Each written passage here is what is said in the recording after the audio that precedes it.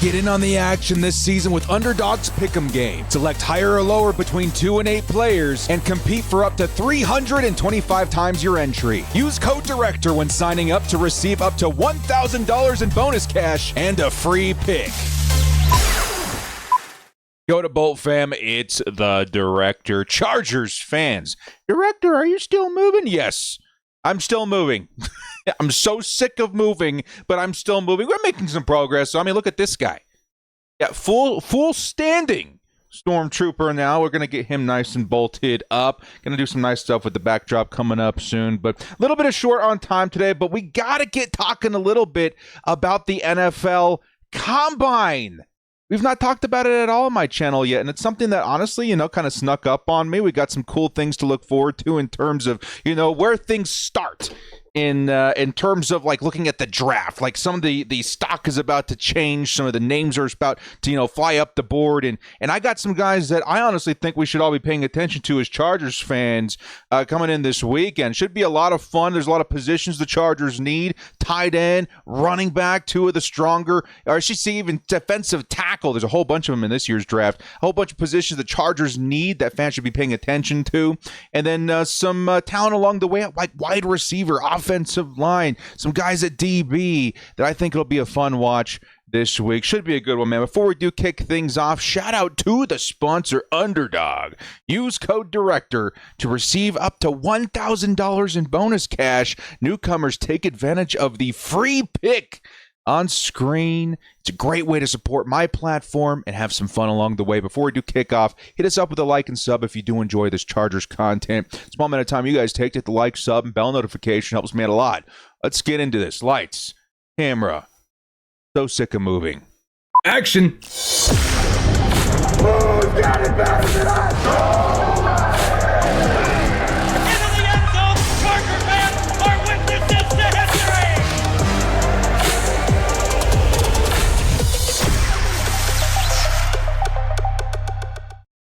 It's a shame that like my big head and chair and all of the above, are covering so much what's going to be the background. Like, you got that cool Stormtrooper. I'll move him, make sure, maybe move the frame a little bit. I got this nice little piece of furniture down here. Going to have like fake flames and stuff. And then I got some shelves that display cases and stuff. We're going to have to figure something out, man, because I want you guys to see, all the work that's going in on the background. Should be fun. Speaking about work in the background, a lot of people on social media and YouTube, on the beat writers, all that kind of stuff, doing a lot of work behind the scenes to help us better understand the landscape of players entering the Combine this weekend. And it's going to be a fun one, man. I think at first you take a look at this draft class and you think, mainly I think because of the quarterback class, right? You're like, I'm not too sure but you start doing a little bit more digging. You find guys, especially at positions like running back, tight end, defensive tackle, that really stand out. And funny enough, the Chargers kind of need all of them. And it's going to be a fun one for us to kind of start building our draft stock on and getting pumped on and start building our hype, I should say, on as prospects start to climb the board, prove their worth, find their footing in terms of what they have to offer in the NFL. It's going to be a good time. Now, we're going to go through position by position. There's positions like, quarterback that, the Chargers, this is a Chargers-specific video. I don't really know if the Chargers need a quarterback. I mean, you could Easton stick the draft, just grab that guy late and just get your QB2 for the future guy, like maybe Brady Cook out of Missouri. Could be another kind of Easton stick type player, but, we're not going to mention that. Other guys like, Ashton Jeanty. I wanted to include him on here. Obviously, he's going to be a big guy that everybody watches. I don't even know if he's going to be there. I don't know if any guys of these guys are going to be there, but he's obviously going to be one that is very exciting to watch. The Chargers would be crazy to pass on if he were available at 22. But at running back, we'll start at that position. Guys that I do think have a chance at being available. I mean, Ashton Jeanty, there's always a chance, right? I'm actually running a Madden simulation where he did fall to 22, and we ended up drafting him. I think we ended up getting a defensive lineman in the second round, and then we picked up at tight end Jason Taylor, Jason Taylor's son coming into the draft. Very fun, right? But Omarion Hampton kind of feels like that first big hitter running back. Like, this is one of the big dogs, right? I feel like there's 3 big dogs in this draft when it comes to running back. Tons of really good running backs that all have, RB1 upside, even further down the list, like outside the top, like 10 or 15. You got guys that are, RB2 upside, very strong running back class. But one that Chargers fans should definitely pay attention to is Omarion Hampton out of North Carolina. This dude, I don't know how he's flying under the radar so severely. I think it's honestly because of the Ashton Jeanty effect. You've seen it before with, other running backs coming into the same class as Bijan Robinson. A lot of good running backs, but, honestly, you're going to get outshined by a generational talent, and Ashton Jeanty is certainly going to do that to a list of running backs that are very worthy of our attention and excitement in this draft class. Omarion Hampton, fantastic, do it all, powerful, tank of a running back that beautifully fits what Jim Harbaugh is going to want to do, right? Big, physical. He's a power back, but he's also got some speed behind him. He's got the hands to help in the run game. His footwork is fantastic. He's going to be a fun one to watch. And honestly, again, with all of these guys, to kind of set the stage here a little bit, the draft is going to help build their profile, maybe, hurt them a little bit at times in terms of, maybe they didn't perform in this drill or that drill. Omarion Hampton should be very fun to watch. He should be very physically dominant in pretty much everything that he does.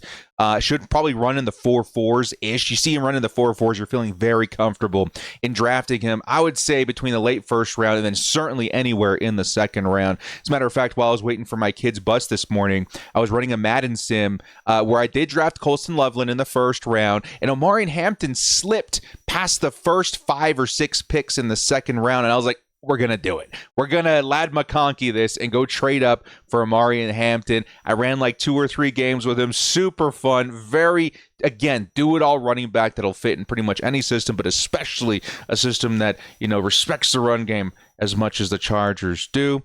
Next up, another name to pay attention to. One that, again, you're going to see guys raise and fall and all that kind of stuff. Caleb Johnson is going to be one to definitely watch. If we have any shot of him in the second round, boom, baby. I feel like we got ourselves an RB1 of the future.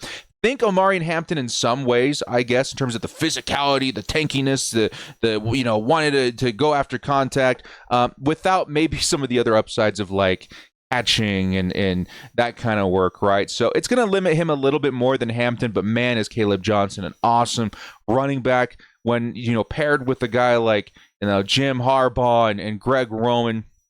Runs a lot like Derrick Henry, definitely not as physically intimidating, right? But definitely a beast of a physical, dominant running back. He's got sneaky good speed as well. See if he can run, in the mid 4.5s. A lot of people say he can get into the mid 4.4s, which would be insane. Watch for Caleb Johnson. See how fast he is. See how he performs. I think he could definitely hurt, or I should say, help his draft stock. And if the Chargers were to be a team in the running for him, especially in like the second round, he's a trade-up candidate for me as well. This would be an awesome RB1 to lean into your future with. Caleb Johnson, excellent selection. Very Ravens-esque kind of pick, too, if you guys want a little bit more convincing.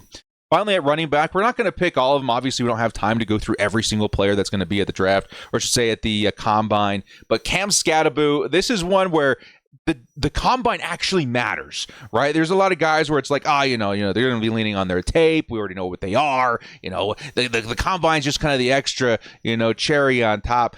I would disagree with a lot of players in terms of their legitimacy of helping their case coming through the NFL Combine. I really do think it can matter. And in the case of a guy like Cam Skattebo, I really do think it could be a determining factor of whether he goes, in the 4th or 5th round or the 3rd or even 2nd round, depending on how you view him. I view Cam Skattebo right now as a 2nd round pick.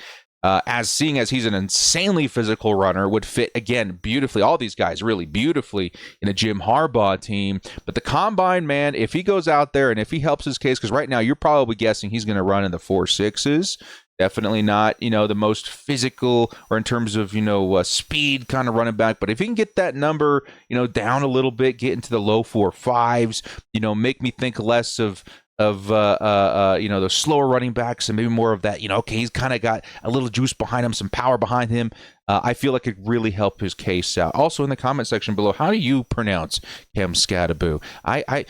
Skattebo is the way you say it, right? But a lot of people saying Skattebo lately, and I think if we can get down to the bottom of that, we have an awesome nickname. It's been screaming on social media lately. Is it Scatterbolt? I don't know, dude. Skattebo, Scatterbolt? I'll have to wait and see. Let's move into the wide receiver category now. And this is one that's interesting because the Chargers, we do need a wide receiver pretty desperately, but I think a lot of us fans have put our eggs in the basket of free agency in order to address that, which is fair. I think it's a much safer bet to go after a guy like T. Higgins, to maybe trade for a guy like DK Metcalf. I've run some simulations myself of where we went and got, I think we've been closely linked to Deebo Samuel lately as well. I ran a simulation with him too. The Chargers, you would expect to go out there and get a wide receiver to help Ladd McConkey, who right now, Chargers wide receiver 1. I have very much faith that he can be wide receiver 1 going into the future, but that doesn't take off wide receiver from your board if you're the Chargers at all, because let's say you're like me and you view, Ladd McConkey wide receiver 1. Of course, getting a guy like, T. Higgins or whatever wouldn't wipe that away. He'd be, wide receiver 1A or 1B going forward.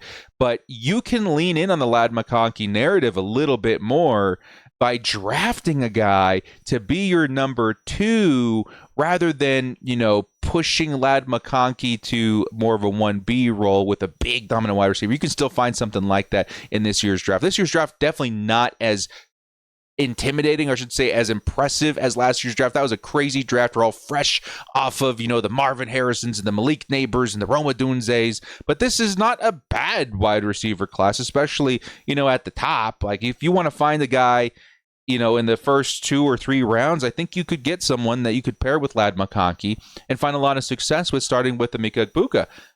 Ohio State, first-round guy. If the Chargers want to go first-round wide receiver, he's going to kind of be in that range. These next 2 guys are going to be kind of in that range.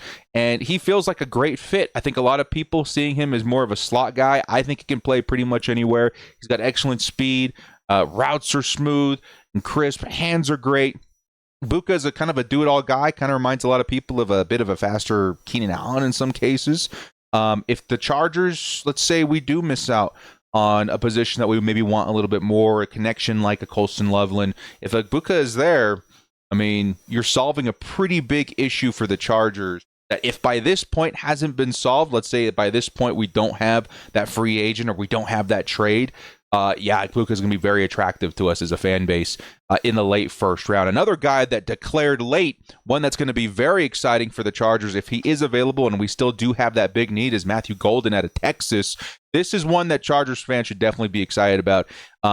If we are still needy and we are still looking to maybe grab a guy in the first round, there's a great deep threat target for Justin Herbert. Very fast. Again, great routes. He's an outside beast as well. If you need somebody to run the perimeter, give more work to Ladd McConkey in the slot, there's a great selection to make in the late first if he's even available at that point. But those first 2 guys, great targets. If you're looking for a wide receiver in the later half, I don't think we're going to get like a Ted McMillan or anything like that. There have been some mock drafts having him fall the way down to us at 22. That would be absolutely insane and an obvious pick for the team. But these guys do certainly feel pretty realistic. And the last 3 guys I'm going to list on here, because I'm actually going to give you guys a bonus pick here, guys that you can find throughout the remainder of the draft. Jack Bech, don't really know where he's going to be. Some people say 2nd, 3rd round. Some people say 4th, 5th round. I don't know, but this is a great kind of wide receiver you should be looking for if you are the Chargers. Kind of guy that's, again, maybe not super fast. You definitely want to get a guy that can work the perimeter, but in terms of speed. But what he makes up for it in is ironclad hands, man. Like, this dude is not going to drop the football. It's something that Justin Herbert has struggled with his receivers the last couple of seasons. Something that would definitely be a change of pace for the Chargers wide receiver core. But it's also very physically dominant. Him and, who's the Ole Miss guy? Going to drive me crazy. Very much so guys that you can maybe get a little bit of Mike Williams-esque flavor out of. But Jack Bech, very much so a great physical,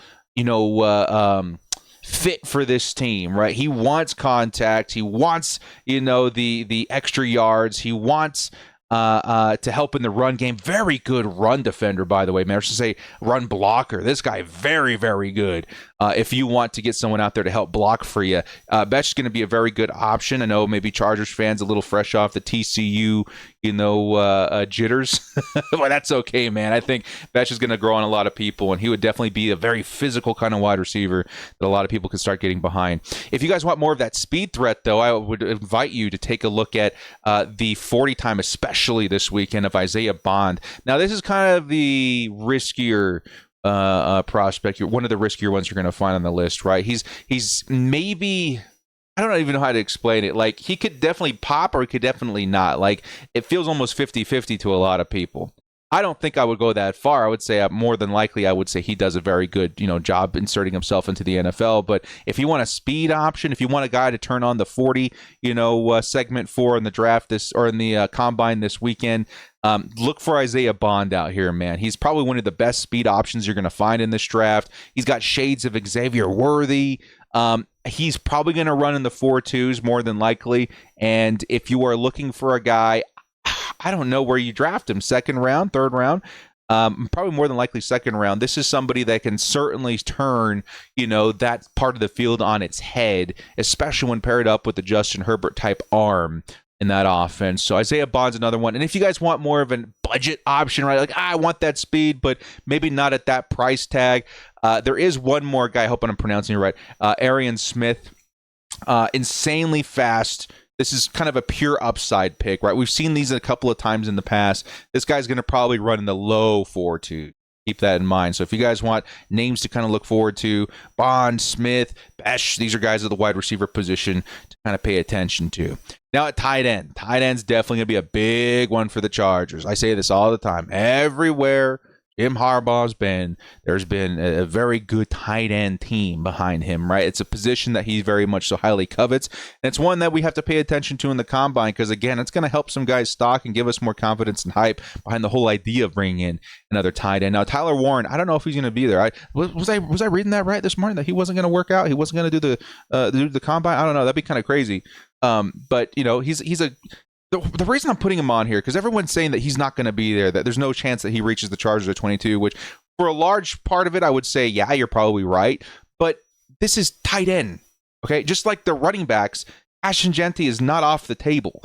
Amarin Hampton is not off the table. Tyler Warren, Colson Loveland at tight end, these guys are not off the table. It's a position and positions that tend to slide, okay? There are years where we were completely shocked that, tight end of the Buffalo Bills, not there. Dalton Kincaid, not there, right? He ended up being available to the Bills late in the first round. And that could be said about a lot of tight ends in that draft class. And this is a very similar draft class, in my opinion, in terms of strength of tight end position. Like, you're going to see some dogs. And the fact that Tyler Warren is being dismissed from the 22 at all is kind of crazy to me. I think there's always a shot. And he would be very much so a huge fit for this team, insanely versatile. Hands, routes, full display, very physical, really does fit what Jim Harbaugh wants to do. But again, we'll have to wait and see if he reaches us. But it's one to watch if he does participate. The one that everyone's going to be looking for, though, probably one of the most likely first-round picks for the Chargers. Like, if there was a betting line, right, and you wanted the best bet to go out there and get this one right, Colson Loveland's probably among the top players that you'll find in terms of fit, in terms of likeliness to be drafted, in terms of need at position. The Chargers need this guy. Colson Loveland out of Michigan. We need a vertical tight end like there's no tomorrow. We've seen Justin Herbert thrive the few times that he's been able to use one in his NFL career. Hunter Henry, Justin Herbert, not a bad pairing if you guys do remember. He definitely found some success behind that. And then in the Pro Bowl with Mark Andrews, those guys basically won it for the AFC that season. The last season, or I should say the last Pro Bowl, that they actually played a football game. So I do feel like Colson Loveland, very obvious fit. He's going to be one that I'm going to be looking at the 40. I'm going to be looking at all sorts of drills to check out his athleticism. That's definitely something that sets him apart. His route running, I want to see, him run maybe in the 4.6s, all of that. And it would completely, reassure and reinforce the excitement I would have for selecting him at 22. And he's definitely one that I would expect to be available at that point. Other guys to kind of keep an eye on, too, Harold Fannin Jr., great receiving tight end. And again, we need one so badly. Look for nasty routes. Look for speed. He may even be faster than Colston Loveland. Have to wait and see. But he's one that, again, the Chargers need this position. We got to get it right. Another name that I'm starting to hear a lot, especially from Matt Money Smith, if you guys listen to that show from the Chargers. He loves this guy, Mason Taylor. And I haven't done a whole lot of digging on him yet. But from what I see, he looks like another very good vertical threat tight end. Great speed. Great hands, but needs a lot of work in terms of blocking that could hurt his chances of making the Chargers, team as a selection. But if you need a receiver at tight end, like this is one of those guys. All right. Lastly, we're going to, I think the offense is going to take a lot of the, limelight in the combine this weekend. But hey, there's other guys too at other positions that I think we should be paying attention to, certainly as some that are positions of need. One of the bigger ones that you're going to see this offseason is going to be offensive line. Here's just a few names, okay? I couldn't tell you,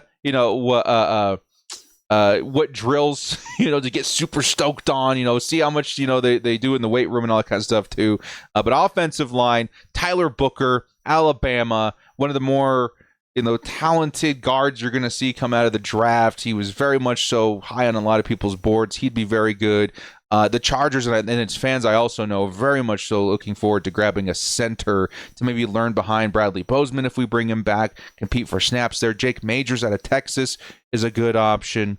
And then Jared Wilson out of Georgia as well as an honorable mention, okay? Moving into edge. Defense time. Mike Green, Marshall.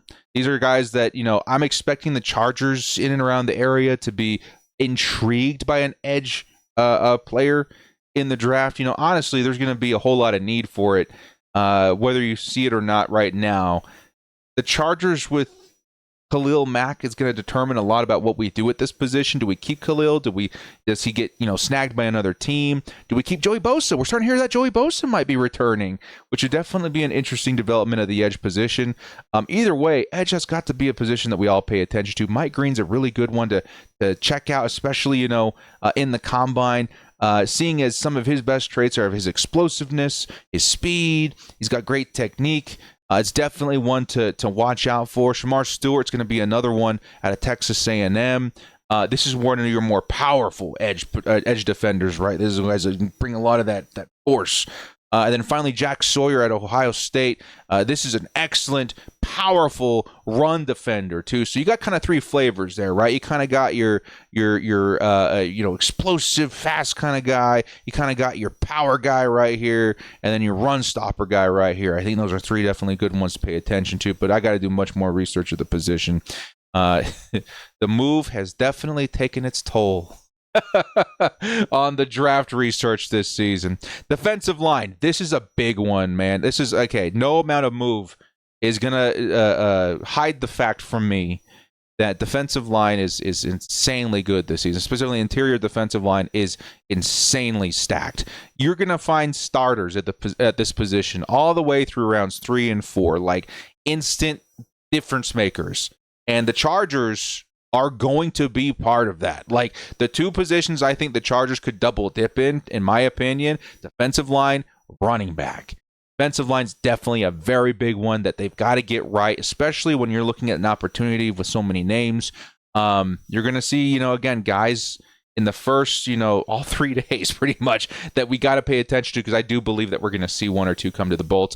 Kenneth Grant's going to be a big one. This is one where if the Chargers just want that freak, right? You just want that guaranteed certified freak at the position in the first round is what it's going to cost. Kenneth Grant, which of course the Chargers are going to know better than anybody, is going to be a definite target, right? I've drafted him in Madden a couple of times. Again, it's rosters built by fans, so I couldn't tell you, no, that doesn't translate. Madden never translates, but the idea translates of having that difference maker at defensive tackle. He would be insane, right? He's just all around an insane football player. Walter Nolan out of Ole Miss is another one to pay attention to. Excellent athletic, good run defender.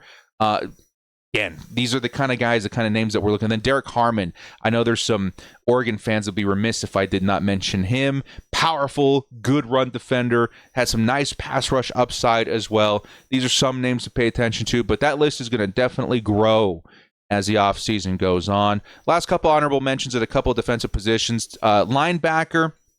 Mel Mandan Jr. out of Georgia. This is the only one I could kind of, when I was looking into it, I was like, he might be kind of interesting in the combine. But again, I don't know. I haven't looked into the position good enough. He should be very fast. One of those athletic guys that if they translate into the NFL, if a good coach gets their hands on them, he could definitely be a difference maker. At cornerback, I like Trey Amos. Excellent in the perimeters. Definitely something the Chargers are going to be needing. We don't know what's going on in terms of free agency with Asante Samuel, Christian Fulton. We got some nice, second-year guys coming in, Tarheeb Still and Cam Hart, but, we might be looking for another perimeter guy here soon. Benjamin Morrison, another good one, I would say. Lengthy, good all-around corner, ones that can play the outside. These are kind of guys that we're looking for. And finally, at safety, the Chargers did just this is what we're looking at. The Chargers did just extend Elijah Molden, but Malachi Starks could definitely be a good fit as well, as he's very fast, excellent physicality, good run defense. Again, these are guys to have your eyes on at the combine, at least off of the top of my head. Okay, we're kind of running on fumes here. Ooh. But we'll have another further discussion about this tonight on my show on Bleacher Report. Should be a lot of fun. And the excitement, the anticipation, the research shall grow as we near closer and closer to the NFL draft, and as everything in my house gets taken out of boxes and put in the proper places. Big love to everybody out there, man. Thank you so much for joining me. Thanks for sticking in there as the content has been a little bit slow during the transition, but definitely very excited to get back on track here, man. Guys, thank you so much for joining me. This has been The Director. We'll see you next time. As always, bolt up, stay frosty, and let's see some some Cam Scataboo go crazy in the combine this weekend, man. Should be a good time.